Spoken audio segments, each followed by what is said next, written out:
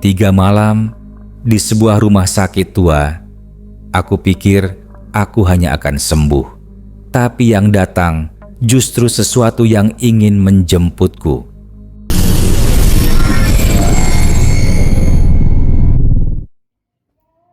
Namaku Aldi.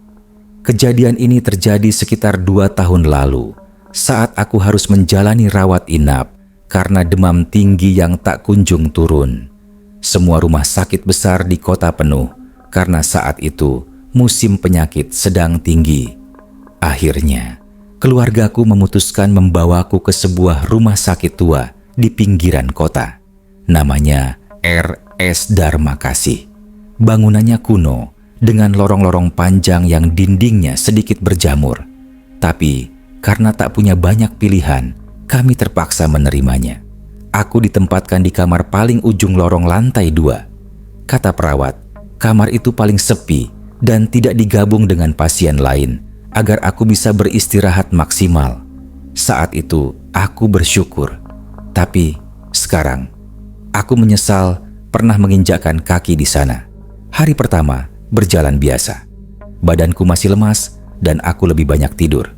Tapi sejak sore, aku merasa aneh. Kamar itu dinginnya tidak wajar, bahkan setelah AC dimatikan. Selimut tebal pun tak cukup. Di sisi ranjangku ada tirai besar yang menutupi bagian tempat tidur sebelah. Saat aku tanya apakah ada pasien lain, perawat bilang, "Nggak ada mas, itu cuma untuk jaga privasi, walau sebelah kosong." Malam hari, suasana makin sunyi. Lampu lorong diredupkan. Yang terdengar hanya suara detak jam dan sesekali langkah kaki perawat berjaga. Tapi sekitar pukul 11 malam, aku mendengar suara gesekan. Seperti seseorang menarik tirai di sebelah tempat tidurku. Awalnya kukira itu hanya hembusan angin dari ventilasi. Tapi lalu terdengar bisikan. Pelan, nyaris tak terdengar. Tapi sangat jelas di telinga. "Mas, dingin ya? Kamu juga kedinginan?" Aku langsung menoleh, tapi tidak ada siapapun. Tirai tidak bergerak. Tempat tidur sebelah masih kosong. Tapi aku bersumpah, suara itu nyata. Aku mencoba menekan bel panggil perawat. Butuh hampir 5 menit, sampai akhirnya seorang perawat muda datang. Namanya Dita. "Kenapa mas? Sakit?" tanyanya. "Maaf mbak, saya dengar suara orang bicara dari balik tirai sebelah. Ada pasien lain?" tanyaku dengan suara sedikit gemetar. Perawat itu mendadak diam. Wajahnya berubah. Tapi dengan cepat ia tersenyum tipis dan menjawab, "Oh, mungkin suara dari lorong mas. Kadang gemas suka masuk. Tapi kalau mas terganggu, saya bisa buka tirainya ya." Aku mengangguk. Saat ia membuka tirai, tempat tidur itu benar-benar kosong. Tapi yang membuatku merinding, bantal di sana tampak cekung, seperti baru saja dipakai tidur seseorang. "Mungkin mas terlalu capek," kata Dita, lalu keluar. Tapi sebelum pintu ditutup, aku melihat dia sempat melirik ke kamar itu sambil menggigit bibir, seperti menahan sesuatu untuk tidak diucapkan. Aku berusaha tidur, tapi sulit. Pukul 1 dini hari, aku terbangun karena mendengar suara sendok jatuh dari meja kecil di sebelah tempat tidur. Aku menyalakan lampu. Tidak ada apa-apa. Tapi saat aku hendak tidur lagi, aku mendengar suara napas. Pelan, berat, seperti seseorang tepat di sampingku. Aku menoleh cepat, tidak ada siapapun. Tapi tiba-tiba, dari balik tirai yang sudah dibuka tadi, ada suara ketukan 3 kali. Keras, jelas. Tok, tok, tok. Jantungku seakan berhenti. Aku ingin lari, tapi tubuhku masih lemas. Aku hanya bisa menarik selimut dan berdoa dalam hati. Aku tidak tahu bagaimana akhirnya bisa tertidur. Tapi pagi harinya, aku bangun dengan tubuh penuh keringat dingin. Aku kira itu hanya mimpi, sampai aku melihat bekas jari 3 buah di sisi ranjang, seperti bekas seseorang yang berdiri menumpu tubuhnya di sana. Tapi jari-jarinya panjang, tidak normal. Saat sarapan datang, aku iseng bertanya pada perawat lain yang mengantar makanan, seorang bapak tua. "Pak, kamar ini memang sering kosong ya?" Dia tidak langsung menjawab, tapi setelah menatapku cukup lama, dia hanya berkata, "Kamar ini harusnya tidak dipakai lagi. Tapi karena sekarang penuh, ya, terpaksa dibuka lagi." Aku merinding. Hari pertama itu sudah cukup membuatku ingin keluar. Tapi kondisiku belum membaik. Aku masih harus bertahan. Dan belum tahu bahwa malam-malam berikutnya akan jauh lebih mengerikan. Setelah malam penuh teror itu, aku tidak benar-benar tidur nyenyak. Aku hanya memejamkan mata karena terlalu lelah, tapi pikiranku masih berjaga. Pagi di rumah sakit tua itu terasa seperti suasana maghrib, suram, sendu, dan dingin menusuk. Perawat pagi yang masuk bernama Bu Sri, usianya sekitar 50. Ia ramah dan cerewet, kebalikan dari atmosfer ruanganku. Aku ingin menceritakan apa yang kualami semalam, tapi kupikir itu hanya akan membuatku dikira terlalu tegang. Jadi aku diam. Saat Bu Sri mengganti infusku, aku sempat bertanya sambil pura-pura iseng. "Bu, semalam siapa perawat malamnya ya? Saya lupa nanya." Bu Sri diam sejenak. Lalu dengan pelan ia jawab, "Semalam yang jaga Mbak Siska sama Pak Anton, tapi biasanya mereka keliling jam 10 lalu lanjut di nurse station." "Kenapa?" Aku ragu untuk menjawab, tapi akhirnya ku bilang juga, "Soalnya saya lihat ada perawat perempuan yang datang sekitar tengah malam. Tinggi, rambutnya panjang, tapi mukanya gak kelihatan, kayak buram." Bu Sri berhenti. Tangannya yang tadi sibuk memeriksa selang infus, kini gemetar sedikit. Ia lalu berkata, "Pelan, Mas, di sini kalau lihat yang begituan, jangan ditanya lagi. Biarin saja, nggak usah dipikirin ya." Aku langsung merinding. Itu bukan jawaban dari orang yang menyangkal. Itu jawaban dari seseorang yang tahu dan ingin menghindar. Siang harinya aku mulai merasa sedikit lebih baik. Tapi pikiran tentang perawat tanpa wajah itu terus menggangguku. Aku berusaha menghibur diri dengan membaca berita dari HP, menonton YouTube, dan bermain game ringan. Tapi koneksi internet di ruangan itu sangat buruk. Seolah ada yang menghalangi sinyal. Sekitar jam 3 sore, saat aku hendak tidur siang, pintu kamar diketuk. Seorang perawat perempuan masuk. Aku langsung ingat dia. Badannya tinggi, kulitnya pucat, rambut hitam panjang dikunci rendah. Tapi yang membuatku dia membeku adalah wajahnya. Wajahnya seperti tertutup kabut. Tidak ada mata, tidak ada hidung, tidak ada mulut. Tapi sosoknya nyata, tidak transparan, tidak melayang. Dia berjalan seperti manusia biasa.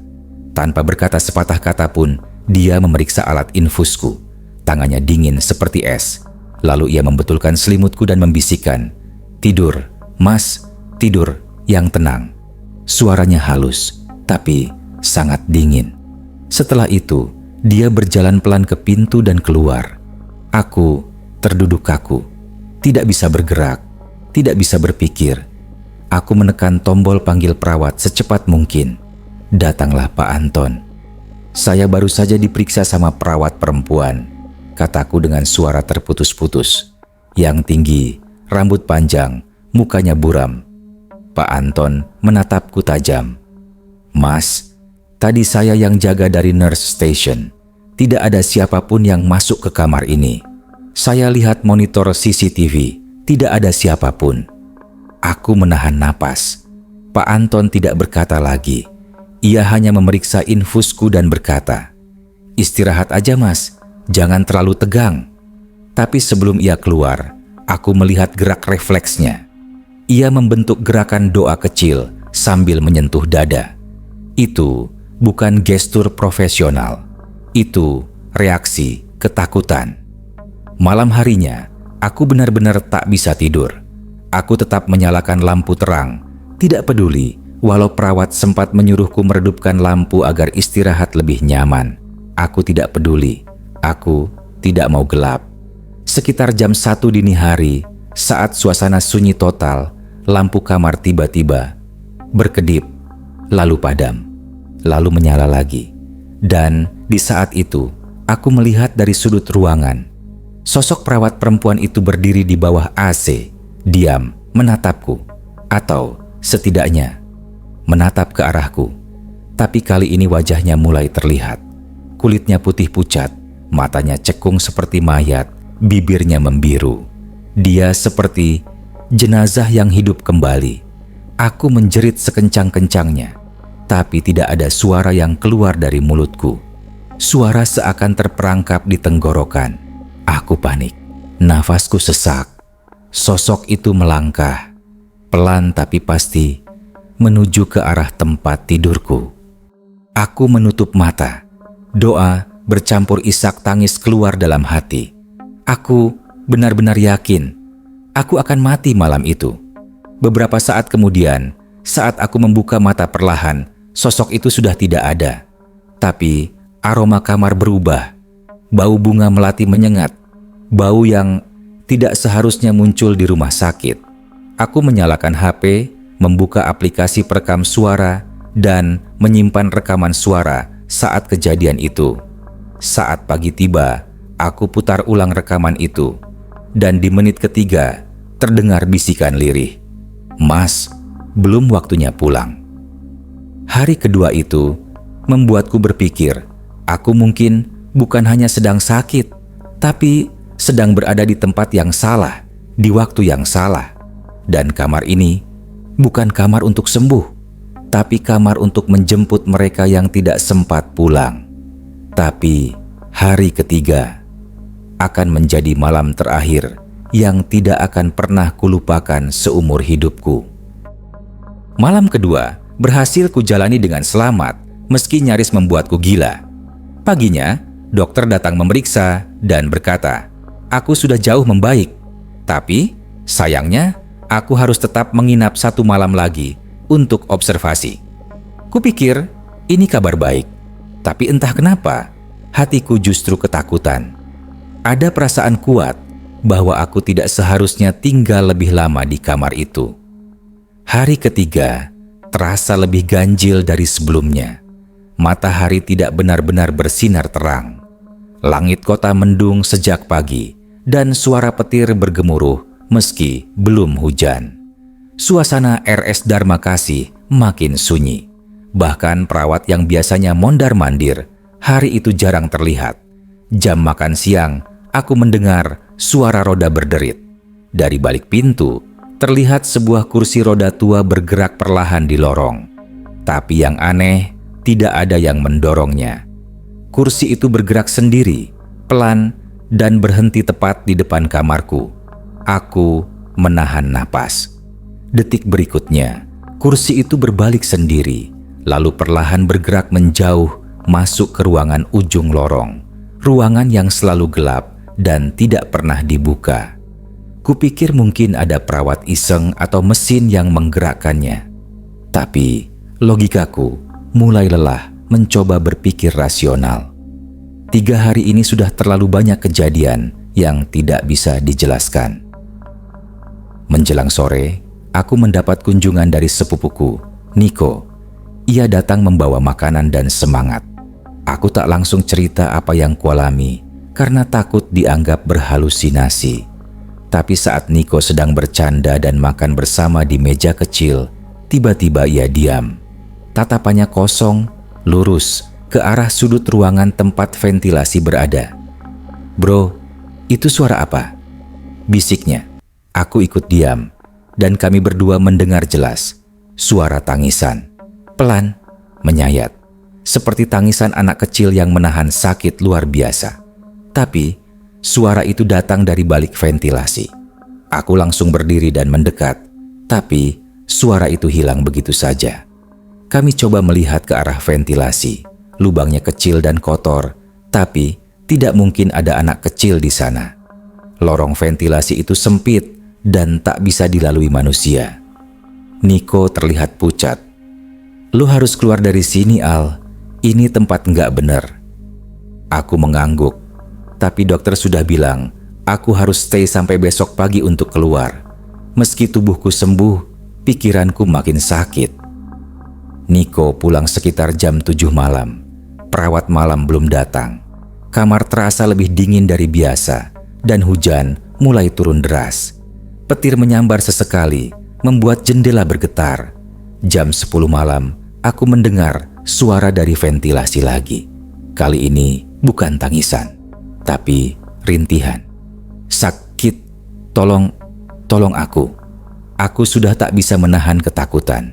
Aku menekan tombol panggil, tapi tidak ada perawat yang datang. Aku keluar dari tempat tidur, membuka pintu, dan melihat lorong rumah sakit. Kosong total. Lampu redup. Tidak ada suara. Tidak ada siapapun. Tapi dari ujung lorong, kursi roda tadi muncul lagi. Kali ini ada seseorang duduk di sana.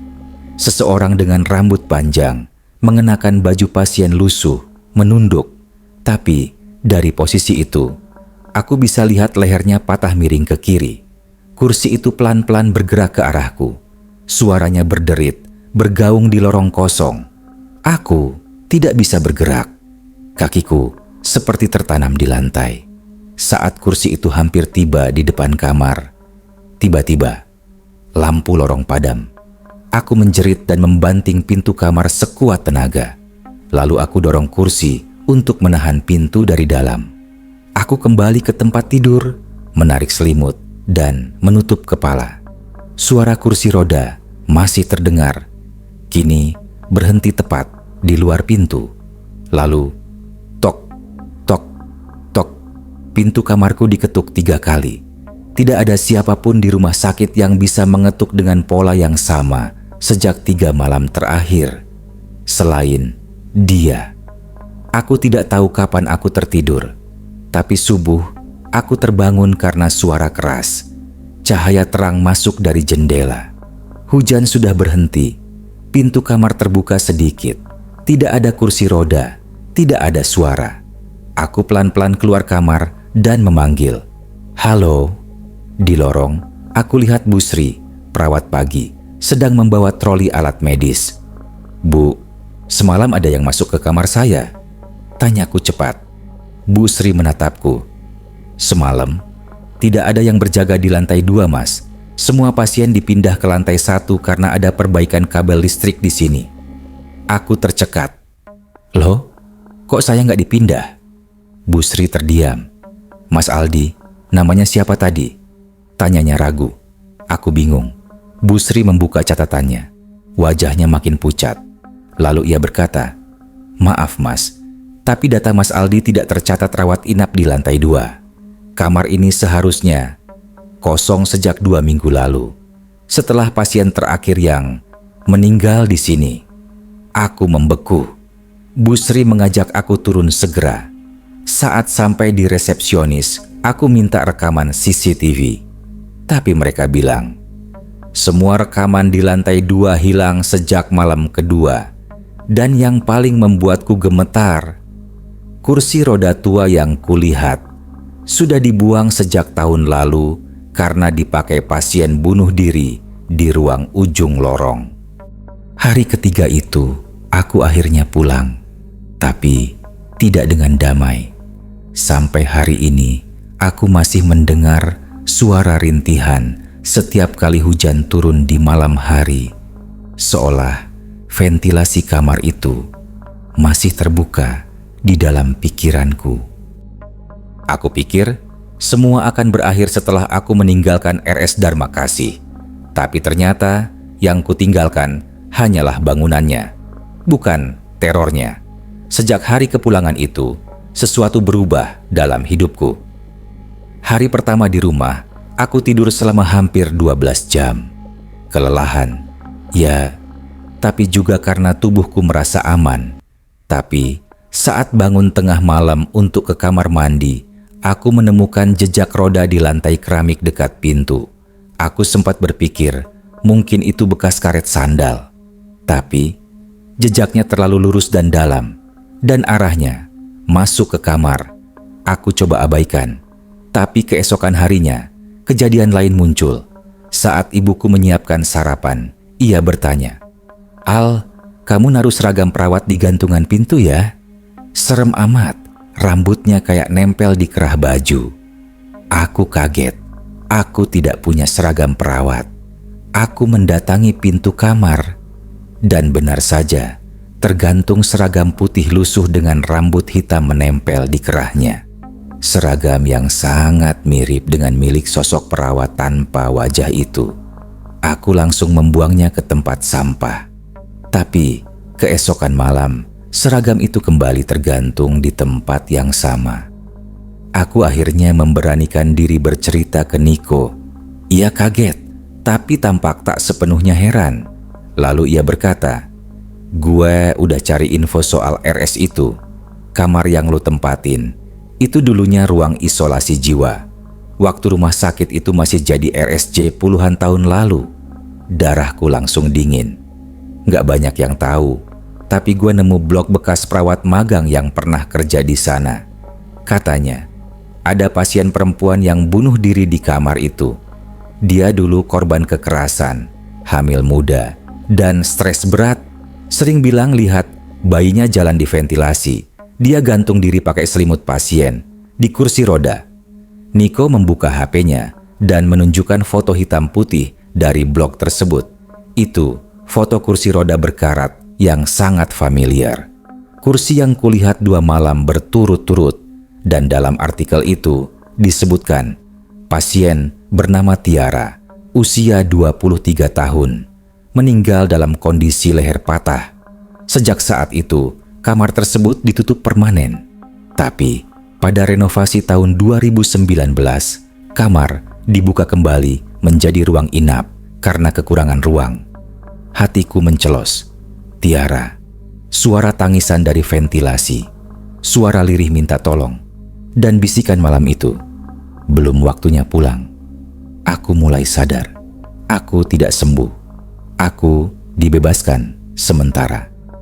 Hari keempat di rumah, aku mulai mendengar suara ventilasi bergema di langit-langit kamar rumahku sendiri. Padahal, ventilasi rumah tak pernah memantulkan suara seperti itu. Malam hari, aku merekam audio saat tidur, dan saat kuputar esok paginya, aku mendengar bisikan yang sama seperti dari RS. "Mas, sini, dingin di sini. Jangan tinggalin aku sendirian." Aku mulai tidak bisa membedakan mana kenyataan, mana halusinasi. Tapi satu hal yang pasti, aku sedang dibuntuti oleh sesuatu yang belum selesai. Hari kelima, Niko menyarankan agar aku mencari bantuan dari orang yang paham hal mistis. Ia mengenalkan aku pada seorang ustaz tua bernama Pak Anwar. Saat Pak Anwar datang ke rumah dan masuk ke kamarku, ia langsung menghela napas panjang. "Anak muda, kamu bawa penunggu, perempuan. Dia nggak tahu dia sudah mati." Aku tak bisa berkata-kata. Pak Anwar melakukan ruqyah ringan. Tapi saat membaca surat Yasin, lampu kamar tiba-tiba padam. Di tengah ruqyah, kursi yang diduduki Pak Anwar bergoyang sendiri. Suaranya nyaring. Beliau hanya tersenyum getir. Dia bukan jahat, tapi terikat.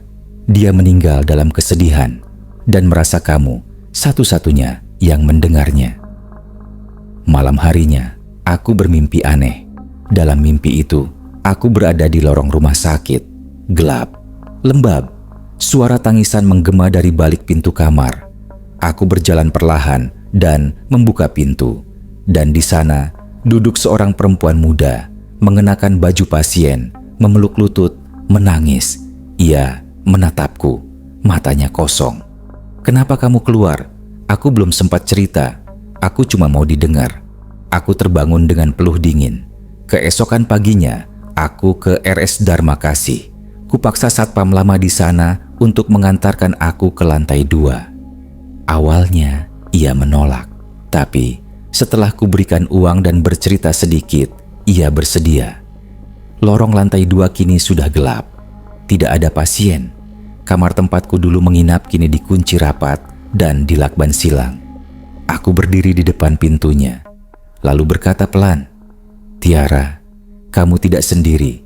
Aku tahu kamu tersakiti, tapi kamu sudah mati. Lepaskan." Tiba-tiba, angin dingin menyapu lorong. Suara tangisan terdengar sekali lagi. Tapi kali ini, suara itu menjauh, menghilang perlahan-lahan. Aku tak tahu apakah itu berarti ia sudah pergi. Tapi, sejak hari itu, suara-suara dari ventilasi hilang. Tidak ada lagi jejak roda di lantai, dan seragam putih itu tidak pernah kembali. Tapi, seminggu kemudian, aku mendapat paket tanpa nama pengirim. Isinya hanya satu, rekaman kaset CCTV lama, dan labelnya bertuliskan, "Perekaman malam kedua, ruang 202. Aku belum berani menontonnya hingga hari ini, karena aku tahu di dalamnya akan ada sesuatu yang tidak seharusnya terekam. Butuh 3 hari, hingga akhirnya aku berani menonton isi dari kaset rekaman misterius yang dikirim itu. Kupasang alat pemutar VHS milik pamanku. Saat kaset dimasukkan dan layar menyala, muncul tulisan, "Perekaman 12 April 2023, 1:00 WIB, ruang 202. Jantungku langsung berdegup cepat. Ini adalah malam kedua aku menginap di rumah sakit. Malam saat aku mulai melihat sosok perempuan bergaun pasien putih di balik tirai. Layar menampilkan tampak atas dari ruanganku. Tempat tidur, kursi, meja, dan jendela. Semua terlihat biasa. Jam menunjukkan pukul 1:12 dini hari. Dalam video, aku terlihat sedang tidur. Tiba-tiba, tirai di samping tempat tidur bergerak sendiri. Tidak ada angin, tidak ada perawat. Tapi, tirai bergoyang seperti ada yang lewat dari baliknya. Lalu, sesuatu mulai muncul. Kepala. Perlahan, sosok wanita dengan rambut panjang menjulur ke lantai merayap dari balik tirai. Ia mengenakan baju pasien yang robek di bagian perut. Kepalanya menunduk. Sosok itu merangkak ke arah tempat tidurku. Kamera menunjukkan dengan jelas. Ia memanjat ke sisi kasur dan duduk tepat di sebelah tubuhku yang sedang tertidur. Tangannya menyentuh wajahku perlahan, seolah membelai. Aku yang menonton di rumah hampir muntah. Rasanya mustahil aku bisa tidur pulas sementara entitas itu duduk di sebelahku. Lalu, sosok itu membungkuk dan berbisik di telingaku. Tak ada suara dalam rekaman, tapi seolah aku tahu apa yang dia katakan. "Kamu dengerin aku?" "Ya." Dalam rekaman, tepat pukul 1:33, sosok itu menatap langsung ke kamera. Matanya hitam legam, lalu perlahan tersenyum. Bukan senyum biasa, tapi senyum yang membuat darahku berhenti mengalir. Senyum penuh luka dan kesedihan. Setelah itu, kamera bergetar hebat, lalu mati. Layar menjadi hitam, kaset terhenti, dan di belakang kaset tertulis, "Jangan matikan, dia belum selesai." Hari itu aku benar-benar terguncang. Rasanya seperti kembali ke ruang 202, tapi kali ini lebih jelas, lebih kejam. Aku tak tahu siapa yang mengirim kaset itu, tapi satu hal yang pasti, seseorang ingin aku melihat kebenaran dan mungkin mengingat apa yang sebenarnya terjadi malam itu. Aku mulai mencari kembali catatan harian digitalku. Aku menemukan satu draft voice memo yang tak pernah kubuka. Terekam otomatis dari HP saat aku tertidur malam kedua.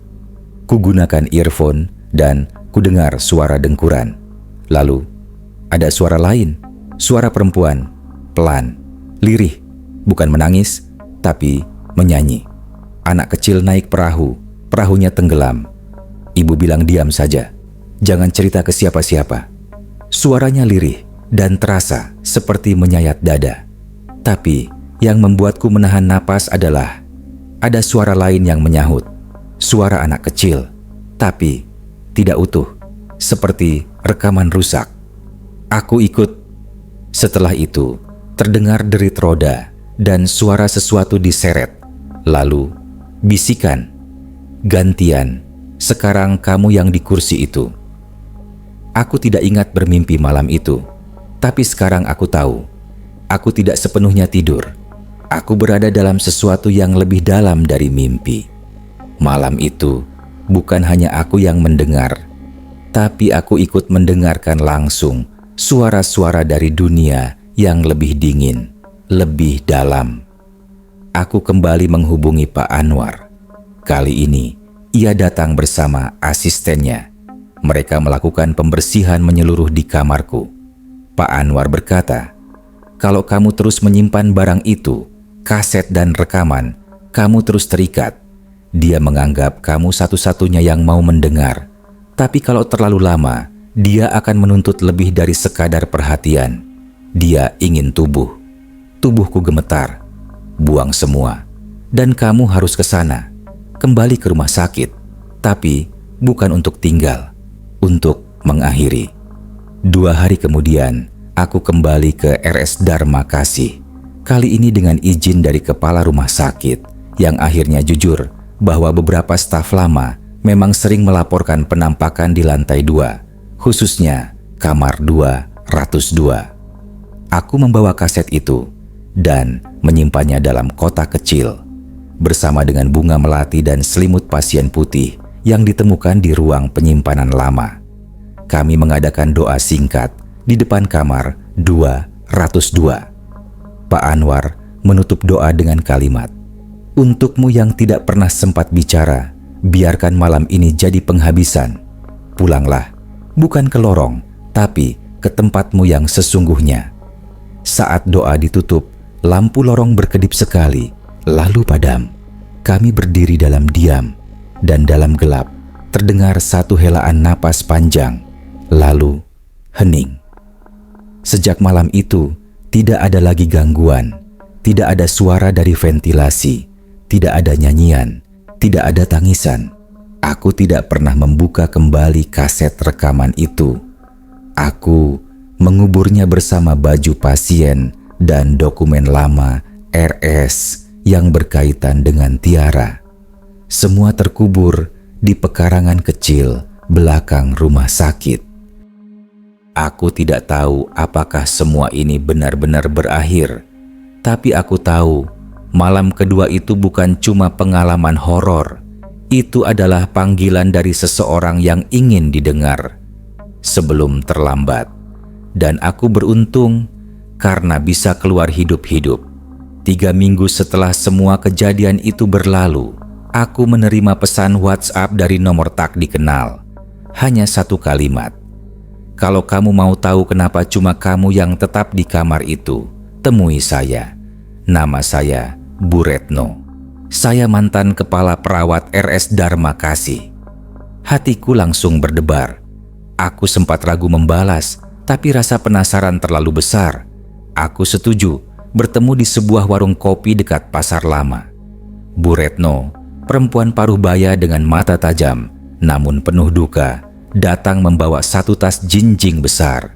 Begitu duduk, ia langsung berkata, "Saya sudah menunggu momen ini bertahun-tahun, tapi kamu satu-satunya pasien yang keluar dari ruang 202 dan masih waras."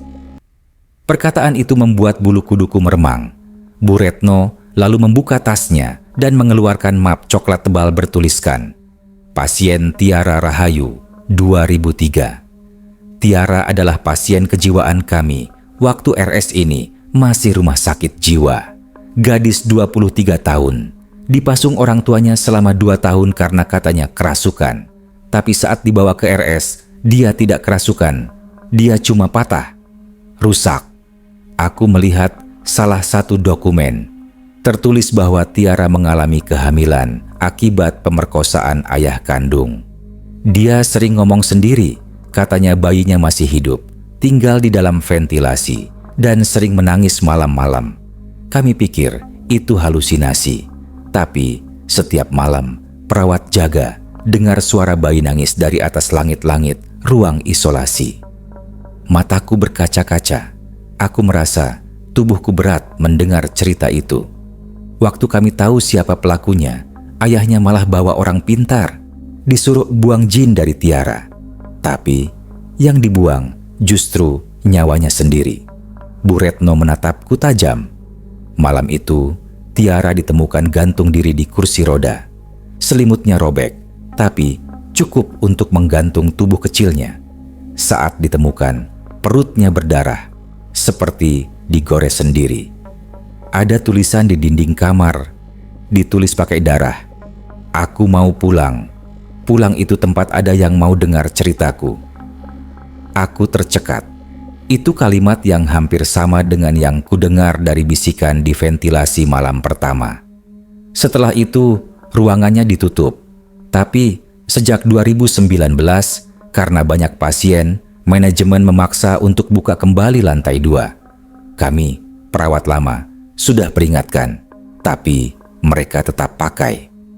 Aku menatap Bu Retno. Tapi, kenapa hanya saya yang tidak dipindah? Yang lain dipindah ke lantai 1. Bu Retno terdiam, wajahnya berat. Lalu dia mengeluarkan satu kertas mutasi pasien bermaterai. Kukira itu dokumen biasa, tapi namaku ada di daftar mutasi.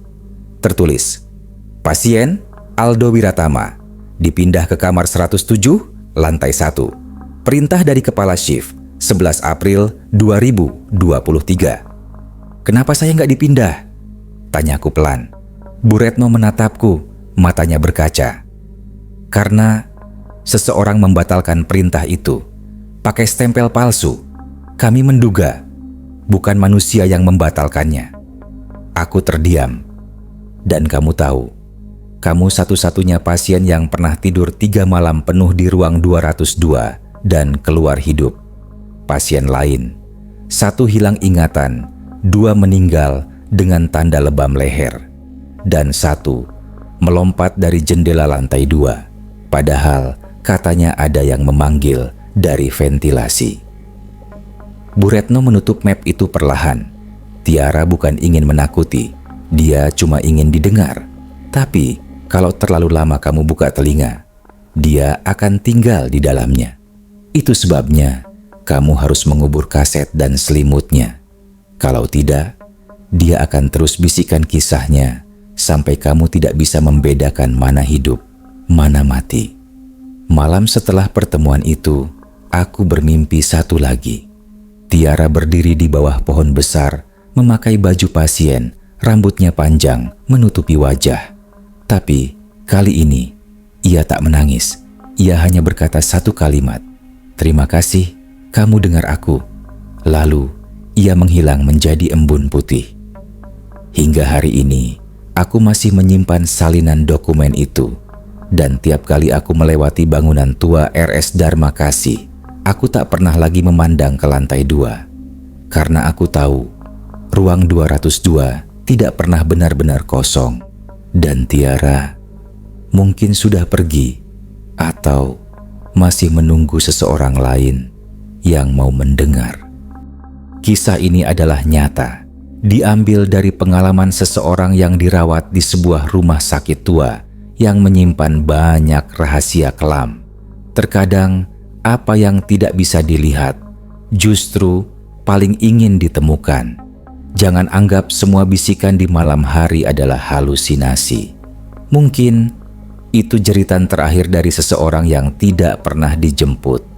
Terima kasih sudah menonton sampai akhir. Jika kamu suka cerita horor seperti ini, tekan tombol subscribe dan nyalakan loncengnya. Karena cerita nyata seringkali lebih mengerikan dari film horor manapun.